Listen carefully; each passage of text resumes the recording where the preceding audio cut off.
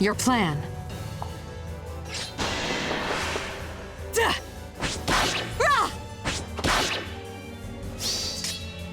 Understood.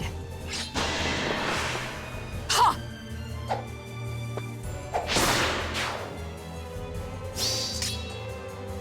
Time to go.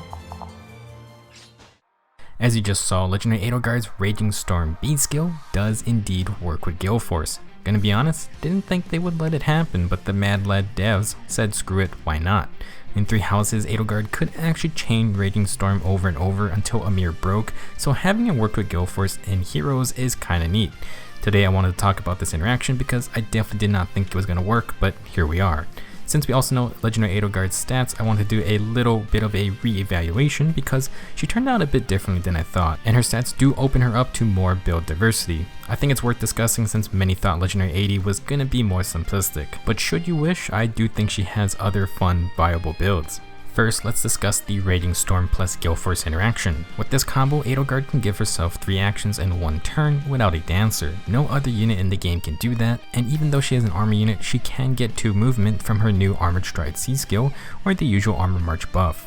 Her base kit is centered on player phase initiations, since that's when the Raging Storm procs, and the extra action can give Edelgard the time to charge up Galeforce. Small detail, but Raging Storm has priority over Galeforce, which simply means if Galeforce could be activated, Raging Storm will always activate first.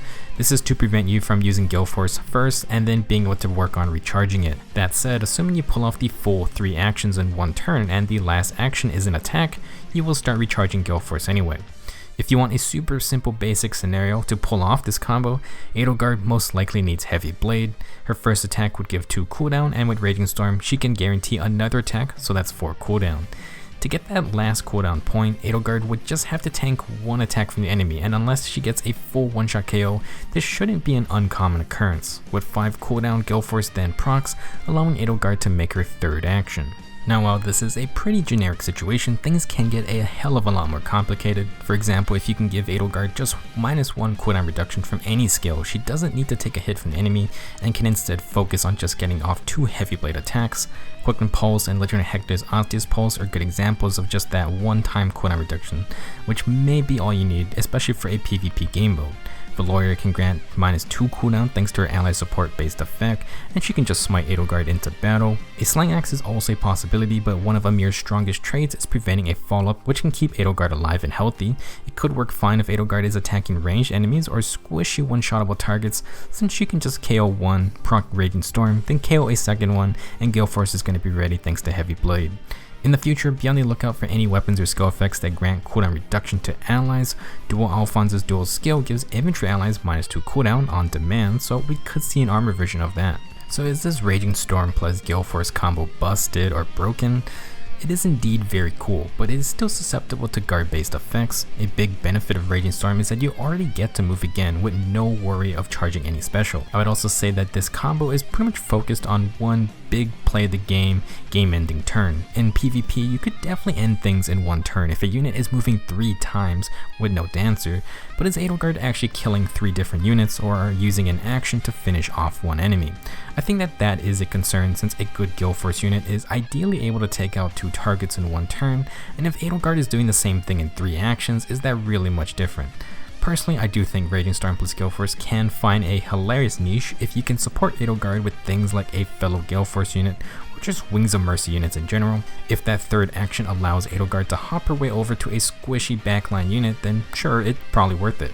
Will you see this type of Edelgard on defense teams? I wouldn't expect to see it a ton, but it is worth taking note of. I wouldn't exactly call Legendary Edelgard the new OP PvP threat, but that's mainly because we've seen many strong X army units, and a lot of players have counters to those units. That brings us to the next topic, which is what other things can Legendary Edelgard do? Her stats include 45 HP, 42 attack, 17 speed, 39 defense, and 36 resistance. I don't think many people thought 80 would be so min-maxed, but it certainly makes her a much more interesting unit. Unsurprisingly, her 42 base attack comes with a super boon, and it's hard to argue with a unit who hits 65 attack flat with just their weapon equipped at just regular 5 stars no merges. Amir's fallout prevention is a big factor for Edelgard since she drops all of her speed, but with 36 base res, that's actually going to be the highest for any axe unit out there. If Edelgard doesn't run distant counter, you can try to take her down with a mage, but with attack and res solo, that's 36 res becomes 42 res, and then Amir adds a -6 attack debuff, so suddenly Edelgard actually has a crap ton of resistance. She's also going to be extremely good against dragons since Raging Storm grants that free follow-up against them. Now if you do want a Raging Storm plus Galeforce build, with all that base attack, the Brave Axe Plus might be a viable replacement to Amir. Remember, with Amir, Edelgard mostly relies on one-shot KOs unless you use Raging Storm's action to finish off a target. However, with a Brave Axe, Edelgard suddenly has pretty scary kill pressure.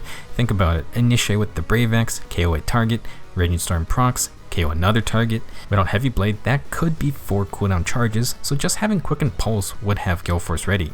If you ran Heavy Blade in the A slot, then you do have a seal slot open. This would feasibly give Edelgard that shot at 3 KOs in 1 turn, but of course there are still a bunch of factors at play like guard and enemy matchup. I think the Galeforce build is extremely similar to using Legendary Erica's Lunar Brace with Luna and a Wo Dao. It is extremely fun and stupid when it works, but it's not easy to consistently use, and I wouldn't bank on it to be more effective than another typical Galeforce unit. Maybe if this was on a unit who could move 3 spaces, then that would be more of a concern.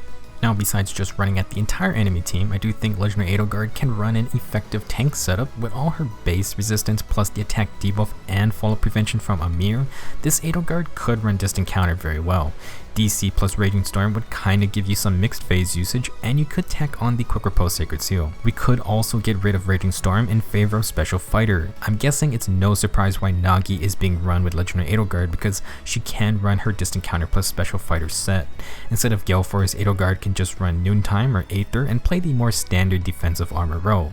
She does need to be alone though, and while that might mean stacking buffs is harder to do, Edelgard seems like a perfect fit for Legendary Eliwood's bonus doubler buff. If you can avoid panic, I'm trying not to imagine what this Edelgard would do with full double buffs and something like Fortress Defense and Res with closer distant defense. Regardless, I do feel like Legendary Edelgard is kinda like Surtur, very min-maxed, can stop a follow-up attack, and you do not want to let them initiate on you. For Surtur, he just chunks you for a free 20 damage, plus he gets a huge stat advantage. For Edelgard, she might not kill the unit you tank her with, but Raging Storm could allow her to kill another teammate. She might just come at you with a damage special. Maybe she runs Double Savage Blow and forsakes Armored Stride because she has Armor March. There are for sure more skills and builds I have not mentioned here. You also don't want to tank her with a Dragon or Beast unit since she gets a free follow-up against them. Honestly, Amir and Raging Storm are great together, but you could have options to run them separately, and that's nice too. I'm sure you'll see distant counter Edelgards just sitting alone in Aether raids, so don't put away those Surtur counters just yet. That's all I got for this video. Maybe we can shorten Raging Storm plus Galeforce to just Raging Galeforce in the future. Another fun combo, but I don't feel like it's going to change the game substantially. I think Tabarin's 3 movement with 1 Galeforce is annoying enough. Now that we also know Legendary Edelgard's stats, do you plan to do anything different with her? I think she'll be a fun legendary unit, and maybe Raging Galeforce will be more effective in PvE modes, especially the ones where Edelgard can use pair up. With another Galeforce partner, that would be pretty ridiculous. Thanks for watching, I'll see you guys next time.